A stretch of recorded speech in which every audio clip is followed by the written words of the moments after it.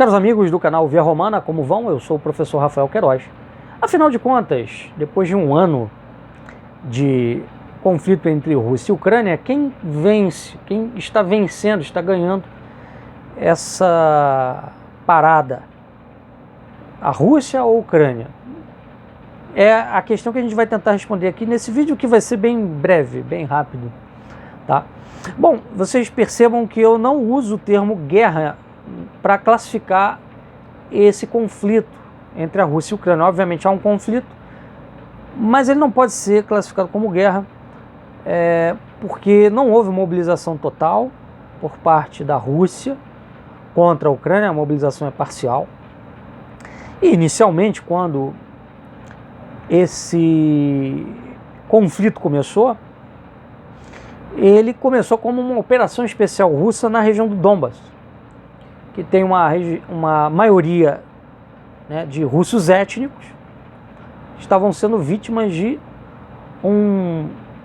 se não genocídio, uma tentativa de genocídio por parte de grupos neonazistas, né, ali ligados ao Estado ucraniano,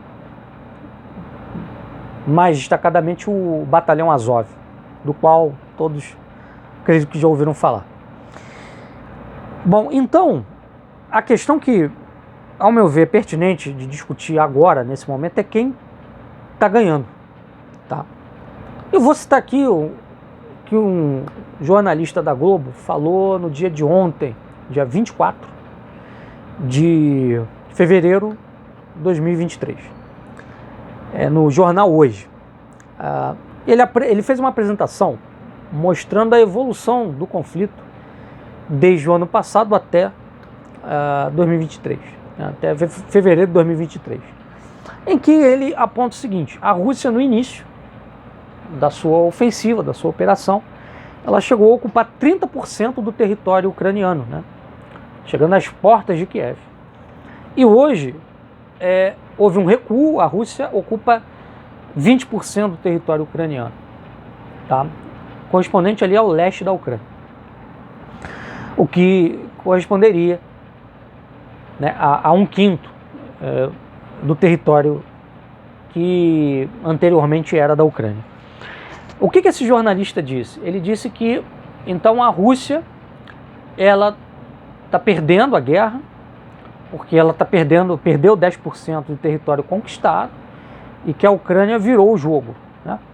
Ou seja, a contraofensiva ucraniana virou o jogo. Então o saldo que a gente pode dar desse conflito nesse momento é que a Ucrânia está vencendo. Esse é o relato, né?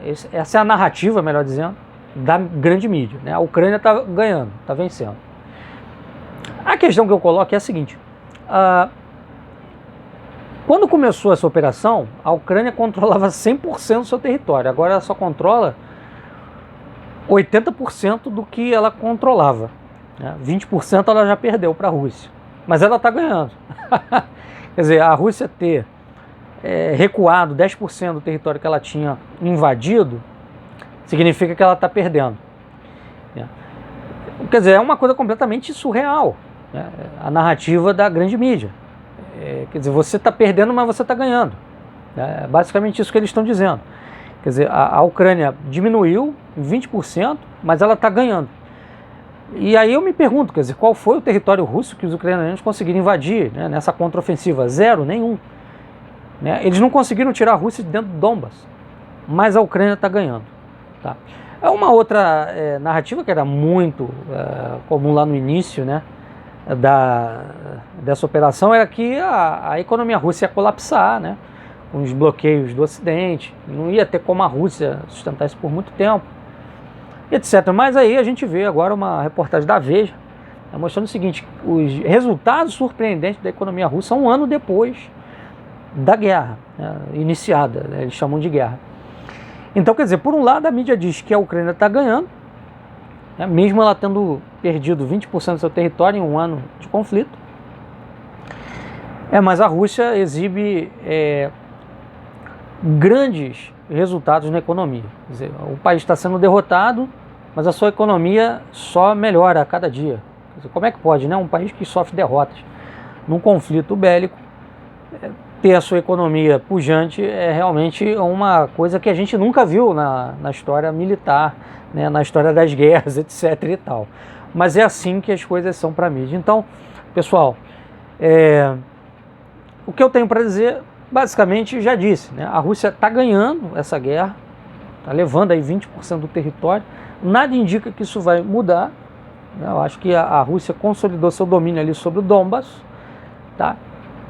E agora, obviamente, uma rendição da Ucrânia, acho que vai demorar, porque o fato do Ocidente ter escalado, mandando armas, né, para a Ucrânia, vem dando fôlego, né, ao regime de Kiev.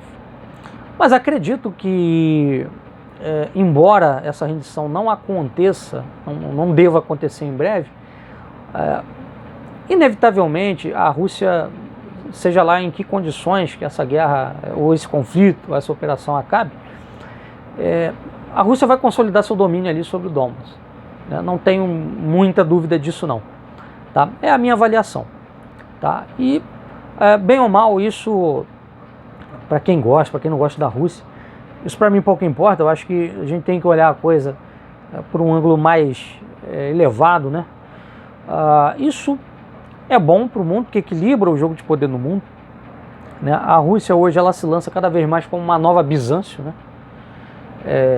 Mais do que como uma nova União Soviética, embora, né, a visão do Putin seja recuperar o espaço geopolítico perdido com o fim da União Soviética, mas acho que assim, um projeto, né, mais do que União Soviética, é um projeto de nova Bizâncio, né? Para mim, que sou católico, obviamente, interessa muito mais um novo Império Carolíngio, né, do que uma nova Bizâncio, óbvio, mas eu não posso deixar de reconhecer que uma nova Bizâncio bota breque nesse modelo de sociedade aberta ocidental, norte-americano, europeu, né, enfim, que a Ucrânia, vamos dizer assim, ela incorpora, ela reflete.